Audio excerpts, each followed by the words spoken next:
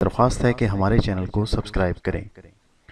ہندوستان کے آخری شہنشاہ بہادر شاہ ظفر کو میکنن مکنزی بحری جہاز میں بٹھا دیا گیا۔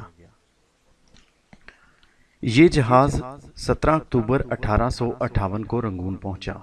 شاہی خاندان کے 35 مرد اور خواتین بھی تاجدار ہند کے ساتھ تھے۔ کیپٹن نیلسن ڈیوس رنگون کا انچارج تھا۔ وہ بندرگاہ پہنچا، اس نے بادشاہ اور اس کے حواریوں کو وصول کیا، رسید لکھ کر دی اور دنیا کی تیسری بڑی سلطنت کے آخری فرمانروا کو ساتھ لے کر اپنی رہائش گاہ پر پہنچ گیا۔ نیلسن پریشان تھا۔ بہادر شاہ ظفر قیدی ہونے کے باوجود بادشاہ تھا اور نیلسن کا ضمیر گوارا نہیں کر رہا تھا کہ وہ بیمار اور بوڑھے بادشاہ کو جیل میں پھینک دے۔ رنگون میں ایسا کوئی مقام نہیں تھا جہاں بہادر شاہ ظفر کو رکھا جائے۔ وہ رنگون میں پہلا جلا وطن بادشاہ تھا۔ نیلسن ڈیوس نے چند لمحے سوچا اور مسئلے کا دلچسپ حل نکال لیا۔ نیلسن نے اپنے گھر کا گیراج خالی کروایا اور تاجدار ہند کے آخری چشم و چراغ کو اپنے گیراج میں قید کر دیا۔ بہادر شاہ ظفر 17 اکتوبر 1858 کو اس گیراج میں پہنچا اور 7 نومبر 1862 تک 4 سال وہاں رہا۔ بدنصیب بادشاہ کی خادمہ نے شدید پریشانی کے عالم میں کیپٹن نیلسن ڈیوس کے دروازے پر دستک دی اور اونچی آواز میں رونا شروع کر دیا۔ ملازمہ کی آواز سن کر نیلسن نے اپنا پسٹل اٹھایا، گارڈ کو ساتھ لیا اور گیراج میں داخل ہو گیا۔ بادشاہ کی آخری آرام گاہ کے اندر بدبو، موت کا سکوت اور اندھیرا تھا۔ اردلی لیمپ لے کر بادشاہ کے سرانے کھڑا تھا۔ نیلسن آگے بڑھا۔ بادشاہ کا کمبل آدھا بستر پر تھا اور آدھا فرش پر۔ اس کا ننگا سر تکیے پر تھا لیکن گردن ڈھلکی ہوئی تھی۔ آنکھوں کے ڈھیلے پپوٹوں کی حدوں سے باہر نکل رہے تھے۔ گردن کی رگیں پھولیں اور خشک زدہ ہونٹوں پر مکھیاں بن بنا رہی تھی۔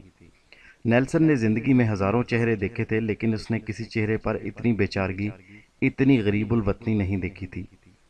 وہ کسی بادشاہ کا چہرہ نہیں تھا، وہ دنیا کے سب سے بڑے لاچار اور بے بس انسان کا چہرہ تھا، اور اس چہرے پر ایک آزاد سانس تھی، صرف ایک آزاد سانس کی اپیل تحریر تھی۔ کیپٹن نیلسن نے بادشاہ کی گردن پر ہاتھ رکھا۔ زندگی کے قافلے کو رگوں کے جنگل سے گزرے مدت ہو چکی تھی۔ ہندوستان کا آخری بادشاہ زندگی کی سرحدیں عبور کر چکا تھا۔ نیلسن نے لواحقین کو بلانے کا حکم دیا۔ لواحقین تھے ہی کتنے، ایک شہزادہ جواں بخت اور دوسرا اس کا استاد حافظ محمد ابراہیم دہلوی، دونوں آئے۔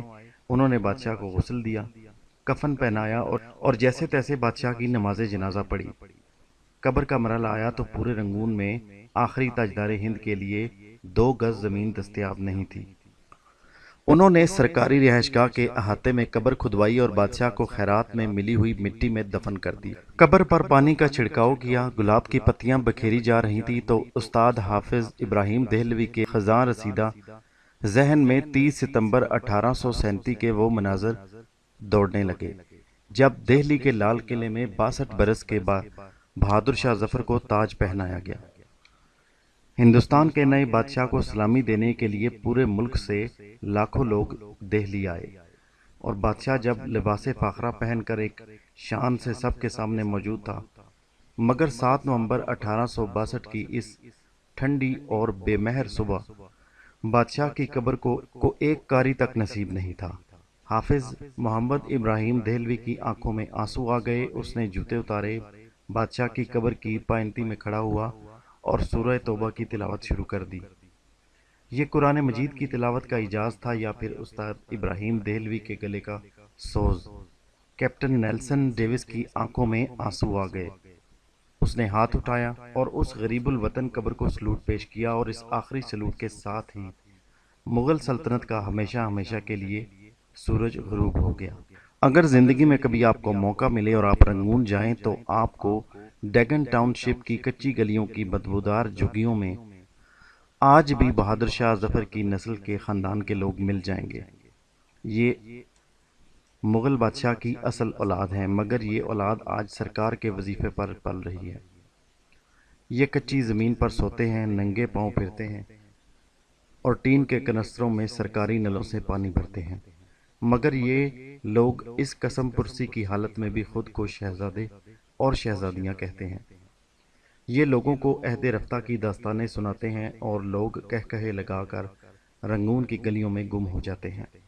یہ لوگ شہر میں نکلتے ہیں تو ان کے چہروں پر صاف لکھا ہوتا ہے کہ جو بادشاہ اپنی سلطنت کی حفاظت نہیں کرتے، جو عوام کا اعتماد کھو بیٹھتے ہیں، ان کی اولادیں اسی طرح گلیوں میں خوار ہوتی ہیں۔ یہ عبرت کا کشکول بن کر اسی طرح تاریخ کے چوک میں بھیک مانگتی ہیں۔ لیکن ہمارے حکمرانوں کو یہ حقیقت سمجھ نہیں آتی۔ یہ خود کو بہادر شاہ سے بڑا بادشاہ سمجھتے ہیں۔ ہمارے چینل